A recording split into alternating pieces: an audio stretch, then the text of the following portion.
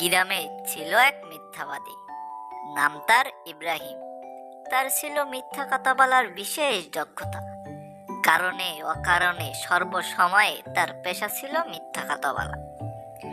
তিনি ছিলেন একজন দিনমজুর। সে পার্শ্ববর্তী গ্রামের একটি মিস্ত্রির সাথে দিনমজুরি কাজ করে। একদিন মিস্ত্রি তাকে বলল, ইব্রাহিম, তুমি যে শুধু কথায় কথায় মিথ্যা কথা বলো, তো এভাবে মিথ্যা কথা বলা ঠিক না।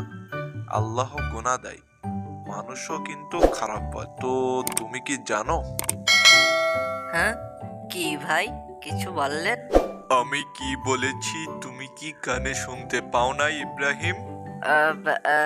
হ্যাঁ ভাই, শুনতে পাইছি, কিন্তু আসলে সত্য কথা বলতে কি, আমি তো সত্য কথা বললে আপনারা তো বিশ্বাস করতে চান না, তাই আমি বাধ্য হয়ে মিথ্যা কথা বলি ভাই। ঠিক আছে ভাই, আমি মিথ্যা কথা ছেড়ে দেব, আমি আর মিথ্যা কথা বলবো না। হ্যাঁ, ভালো কথা, তুমি মিথ্যা বলা ছেড়ে দাও। আমি যেন আর কখনো না শুনি যে তুমি মিথ্যা কথা বলেছো।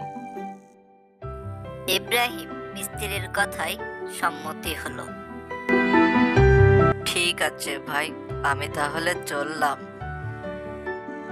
হ্যাঁ, আর একটা কথা, আমি তোমার মায়ের সাথে তোমার বিয়ের ব্যাপারে কথা বলবো, কিন্তু তুমি যেন কোনো মেয়ের দিকে তাকিও না, আমি যেন না শুনি। এই কথা বলে আমায় আর লজ্জা দিয়েন না ভাই, আমি তাহলে চললাম।